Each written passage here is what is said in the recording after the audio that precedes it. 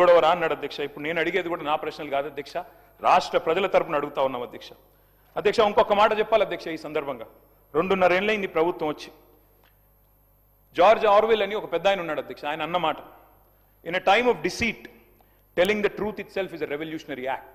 అంటే అధ్యక్ష మోసాల కాలంలో నిజం చెప్పడమే అతి గొప్ప విప్లవం అన్నాడు అధ్యక్ష ఆయన. ఇవాళ ఆ పరిస్థితి వచ్చింది రాష్ట్రంలో. ఎందుకంటే అధ్యక్ష మీరు ధన్యవాదాల తీర్మానం పెట్టారు అధ్యక్ష ఈరోజు ఇక్కడ. అధ్యక్ష ఈ ప్రభుత్వానికి ఎవరు ధన్యవాదాలు చెప్పాలి, ఎందుకు చెప్పాలి, దయచేసి ఆలోచించమని చెప్పి నేను కోరుతా ఉన్నాను. ఎవరు చెప్పాలి అధ్యక్ష?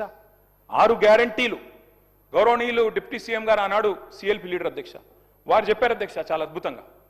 ఈ గ్యారంటీ కార్డులు భద్రపరచుకోండి, 100 రోజులు జాగ్రత్త పెట్టుకోండి, 100 రోజులు బీరువాలు పెట్టుకోండి, 100 రోజుల తర్వాత కాంగ్రెస్ ప్రభుత్వం వచ్చిన తర్వాత బ్రహ్మాండంగా మరి ప్రతి గ్యారంటీ నెరవేర్చే బాధ్యత మాది. ఇది బట్టి విక్రమార్క గారు చెప్పిన మాట అధ్యక్ష, నాది కాదు. నేను అడుగుతా ఉన్నా అధ్యక్ష, ఎవరు చెప్పాలి ఇవాళ 6 గ్యారంటీలు ఎక్కడ పెట్టుకోవాలి, ఎక్కడ దాచిపెట్టాలి, ఇంకా 100 రోజుల తర్వాత కూడా ఇంకేం చేయాలి, దయచేసి ఆలోచించాలి అధ్యక్ష. అధ్యక్ష ఇవాళ ఈ ప్రభుత్వానికి ఎవరు ధన్యవాదాలు చెప్పాలి? 4000 పెన్షన్ కోసం ఎదురు చూసి విసిగి వేశారిన 46 లక్షల మంది ధన్యవాదాలు చెప్పాలా? లేదా 6000 పెన్షన్ కోసం అలసిపోయిన 100 రోజుల్లో ఇస్తామని చెప్పి అలసిపోయిన 5 లక్షల మంది దివ్యాంగులు ధన్యవాదాలు చెప్పాలా? యూరియా బస్తాల కోసం లాఠీ దెబ్బలు తింటున్న 72 లక్షల మంది రైతులు ధన్యవాదాలు చెప్పాలా? లేదా నెలకు 2.5 ఇస్తామని చెప్పి 2.5 ఇస్తామని చెప్పి 1,68,00,000 మంది ఆడబిడ్డలకు మీరు ఏదైతే వాగ్దానం ఇచ్చారో మరి వారు ధన్యవాదాలు చెప్పారా?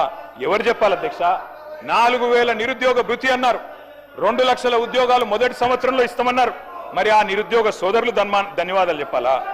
డిఏలు రాక, పిఆర్సీ లేక, బెనిఫిట్స్ అందక నరక యాతన పడుతున్న 10 లక్షల మంది ఉద్యోగులు, పెన్షన్దారులు, అవుట్ సోర్సింగ్ వర్కర్లు వారు ధన్యవాదాలు చెప్పాలా?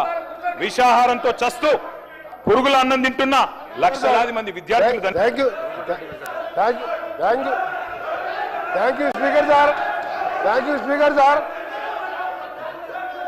తప్పకుండా మా గౌరవ సోదర శాసనసభ్యులు మా ప్రభుత్వానికి ధన్యవాదాలు చెప్పాలి. మీరు 10 ఏళ్ళు ఒక్క తెల్ల రేషన్ కార్డు ఇయ్యేందుకు, మేము తెల్ల రేషన్ కార్డు ఇచ్చి సన్నబియ్యం ఇస్తున్నందుకు ఇవాళ 20,000 కోట్లతోని మా ఫైనాన్స్ మినిస్టర్ గారు ఇవాళ యంగ్ ఇండియా స్కూల్స్ పేరు మీద కుల మతాలకు అతీతంగా ఒక యంగ్ ఇండియా ఇంటర్నేషనల్ మోడల్లో ఇవాళ స్కూళ్లు కట్టి సగం స్కూల్ పూర్తిగా వస్తున్నందుకు ఇవాళ ఆర్టీసీలో 278 కోట్ల మంది 11,000 కోట్ల రూపాయలు ఇవాళ ఆర్టీసీకి చెల్లించి ఉచితంగా మా అక్కా చెల్లెలు బడికి పోయినా, గుడికి పోయినా, అమ్మగారింటికి పోయినా ఉచితంగా పోతున్నందుకు, ఇంకా ఈరోజు మీరు గ్రామాలలో చూడండి, ఏ గ్రామానికి వెళ్ళా 30-40 ఇందిరమ్మ ఇళ్ళు కడుతున్నందుకు తప్పకుండా మీరు ధన్యవాదాలు చెప్పాలి. మీరు ఇంకొక విషయం, మీకు ఏం చెప్పాలి ధన్యవాదాలు? దళితుని ముఖ్యమంత్రి చేసిన ధన్యవాదాలు చెప్పాలా? 2 బెడ్రూమ్ ఇల్లు ఇచ్చిన ధన్యవాదాలు చెప్పాలా?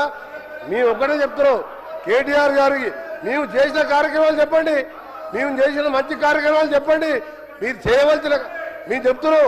మేము స్పీకర్ సార్ మీరు ఒక నిమిషం వినండి, మీరు ఓపిక తెచ్చుకోండి, మీరు కొద్దిగా ఓపికతోని వినండి. మీరు గౌరవ కేటీఆర్ గారు శాసనలో వాళ్ళు ఇంటున్నారు, మీరు ఓపిక తెచ్చుకోండి. మేము కొన్ని చేసినాం, కొన్ని కార్యక్రమాలు చేసినాం. మొదటగా పేదవాళ్ళకు సంబంధించిన కార్యక్రమాలు చేసుకుంటూ అప్పుల బారిన పడ్డ ఈ రాష్ట్రాన్ని గాడిలో పెట్టుకుంటూ ఒక్కొక్క కార్యక్రమాలు చేస్తూ మీరు మొదలుపెట్టి రిజర్వాయర్ కట్టిండు, ల్యాండ్ ఎక్విజిషన్ లేదు, ప్రాజెక్ట్ లేవు, నీళ్లు లేవు, లక్షల కోట్లు అప్పు చేసాను. అవన్నీ కూడా సెట్ చేసుకుంటూ ఈ 2.5 సంవత్సరాల్లో 3,25,000 కోట్ల అప్పులు మీరు చేసిన దాన్ని బాకీలు కట్టి ఓ రాష్ట్రాన్ని గాడిలో పెడుతున్న సందర్భంలో తప్పకుండా మీరు ధన్యవాదాలు చెప్పాలి. ప్రజలను మోసం చేసేందుకు మీరు క్షమాపణ చెప్పాలి. మీరు